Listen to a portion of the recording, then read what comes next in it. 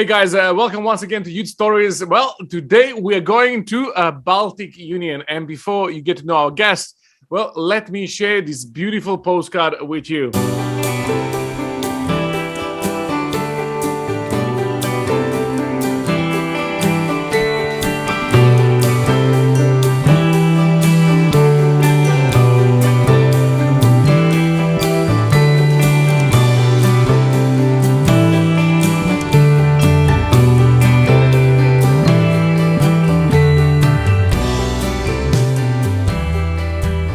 Well, I hope you enjoy this short postcard, which truly does not tell the story of this beautiful couple of countries around, but certainly, well, that's the best I can do at this stage. So today we have with us somebody which is probably among the younger generation of youth directors, and I will ask her to introduce herself, and please make sure you pronounce your name properly so we can all learn it.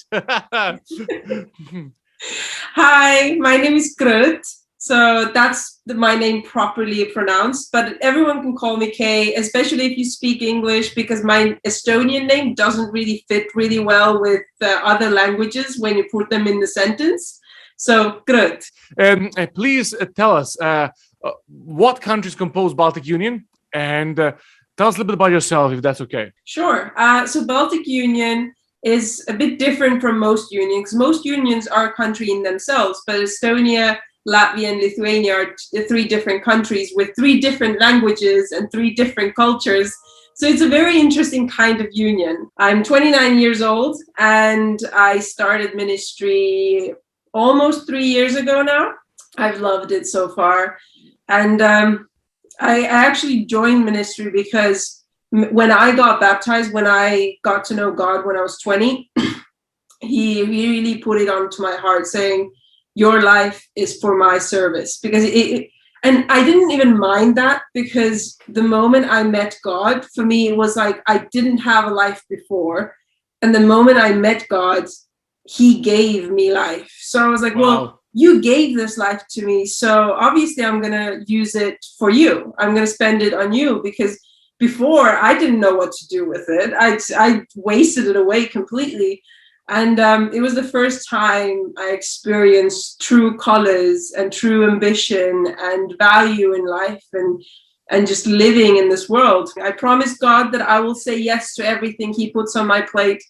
And I've been doing that, and that led me here to Estonia to be a youth leader. You need to know that you're the first youth director to share the testimony a little bit. And that's just beautiful, by the way, because we don't get to know other directors as well as we just did get to know you, my friend. Would you mind tell us about a few things that was happening during, well, we are still under COVID kind of years, but certainly during the lockdowns and all these things. The point of this is really to inspire, but to share good ideas and to actually be able to pray for one another. And so this is the reason I'm recording these episodes of the Youth Ministry Stories. Sure, absolutely. I've had the joy of starting my ministry in COVID. So it's been a very interesting way of doing ministry. We've in all our countries, so Estonia, Latvia, and Lithuania, throughout the more dangerous seasons, we've really focused our attention into local churches, because we know that really youth work happens in the local churches. So, training our youth leaders, creating materials for them. And for example, the Latvian youth leader has made a schedule where he constantly visits local churches to do seminars there and teaching their young people. For us as well in Estonia, we've put together our team who we visit local churches and help them with the projects that they have going on in their churches currently. A lot of our churches are very small, so there'll only be like 2 or 3 young people.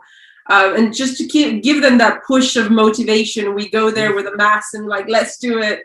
And then during seasons like summer, where the virus isn't as bad, we've been all able to have camps, plan different kinds of events in person that young people have really been appreciating. For example, our youth and our Pathfinder camps have not had as like, the camps are the busiest that we've had in a long time. Okay. And our Pathfinder camp got less people. Although we had most people that we've had, we got less people because in a previous event there was an outbreak of the virus. So There have been some incidences of that, but not a lot. Yes. God has still protected a lot of our events. So, What would be the highlights of the camps during these days?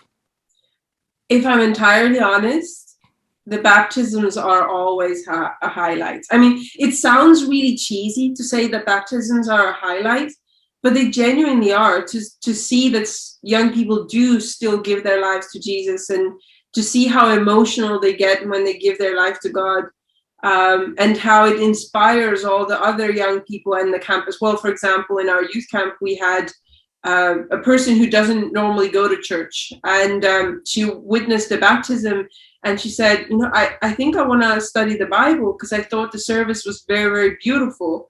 Very good, very good. My friends, so summer camps and the events that took place, are there any other things that you would like to share, my friend, at this stage? Yeah, so another really interesting thing that we're doing in Estonia, I don't know about Latvia and Lithuania in this case, but all across country, we have this community thing where anyone and everyone is, they can open up a cafe in their backyard. And this is something that our young people have started to do as well in our local churches, that they've started opening up, like it's just one day in different cities, it's on a different date, but one day you can open up a cafe in your backyard with all kinds of events going on. Like you can make your own pastries, you can have your games there. And that's something that our young people have really been taking advantage of. And it's something that we use as mission as well, to make ourselves seen and known in the community. So we make cafes. We have local churches that are small and they kind of already have a housewife vibe going on. So we use the church building and church backyard for this. And some people, if for example in Tallinn, the Tallinn central city doesn't have the cafe thing, but a part of Tallinn does, and we have a person in our church who lives in that area, and so the entire church goes there to do it in their backyard. Wow. So it depends. Sometimes it's just local members, sometimes it's local churches, but we all use the manpower, and we travel to different cities as well. So young people actually travel to another local church in another city to help them out with their cafe, with singing, with games. So it also builds church relationships, not Very just good. empty ones. For anybody who's watching, if you think that's a good idea, please let us know in comment. If and also maybe are you willing to adopt this for yourself? Well, my friend, I just want to say a massive thank you for your work in the Baltic Union, and for anytime. yeah, we are hoping to get more pictures and videos from you guys. But at the same time, for everybody who's watching, please do keep Baltic Union in your prayers. If you do like this type of content, please don't forget to like, share, and comment. And by God's grace, well, we're hoping to see you in the next episode of Youth Ministry Stories. God bless you. See you soon.